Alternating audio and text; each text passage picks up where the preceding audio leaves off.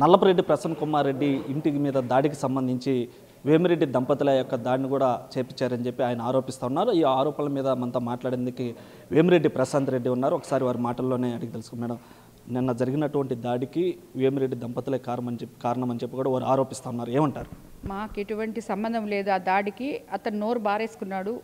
కోవూరులో meeting పెట్టి ఇక్కడ లోకేష్ బాబు వచ్చాడు, అదంతా చూశారు. ఏదో ఒక డైవర్షన్ పాలిటిక్స్ చేయాలని అందరూ కలిసి కోవూరుకి వెళ్ళి అక్కడ మీటింగ్ పెట్టి నీచాతి నీచంగా ఒక మహిళా ఎమ్మెల్యేని, ఒక ఎంపీ వైఫ్ని,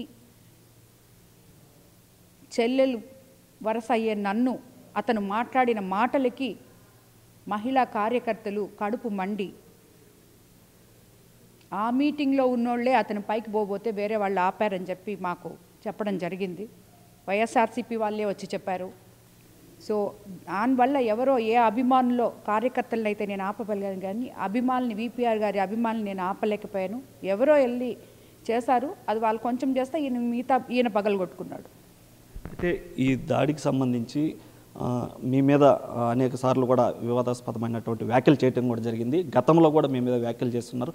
మీ మీదే ఎందుకు ఆయన వ్యాఖ్యలు చేస్తున్నారు? ఎందుకంటే అది వరకు అతను ఓడిపోతాడని చెప్పి ఎలక్షన్ క్యాంపెయిన్ అప్పుడు వ్యాఖ్యలు చేశాడు. ఇప్పుడు నేను గెలిచిన తర్వాత సంవత్సరం రోజుల్లో కోవూరులో నేను ప్రజల్లో అభివృద్ధి చూసి నాతో ప్రజలుండి అక్కడున్న వైఎస్ఆర్సీపీ మొత్తం ఖాళీ అయిపోయి నా దగ్గరకు వచ్చినందువల్ల అదంతా అతను తట్టుకోలేని ఫ్రస్ట్రేషన్. అయితే ఈ దాడిలో మొత్తం కూడా ఈ విమర్శకి ప్రతి విమర్శ చేయాలి, కానీ ఇలా దాడులు చేయడం కరెక్ట్ కాదు అని చెప్పి ఆయన మాట్లాడుతూ ఉన్నారు. అదేవిధంగా మీరు మాట్లాడిన తర్వాతే నేను మాట్లాడని చెప్పి కూడా ఆయన అంటా ఉన్నారు. అవును, నేను మాట్లాడిన అతను ముందు నన్ను నేనేదో నా కాన్స్టిట్యున్సీలో నేను తిరుగుతూ నేను సీఎం గారి దగ్గర ఆగిపోయిన పనిని మళ్ళీ స్టార్ట్ చేయించాను. నేను ఆ పని తెచ్చానని నేను చెప్పలే, ఆగిపోయిన పనిని తీసుకొచ్చారని చెప్పాను.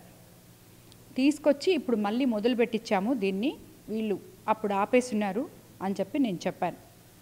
దానికి అతను రాజకీయ అజ్ఞాని అని మాట్లాడాడు. నేను రాజకీయ అజ్ఞానిని కాదు.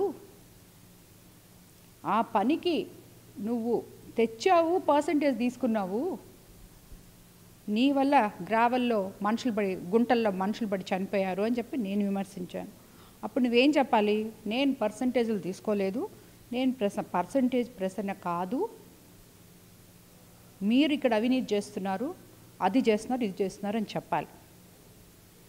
అంతే కదా. నేను పొలిటికలైజేషన్ చేశాను, పొలిటికల్ విమర్శలు చేశాను, నువ్వు వ్యక్తిగత విమర్శలు చేశావు.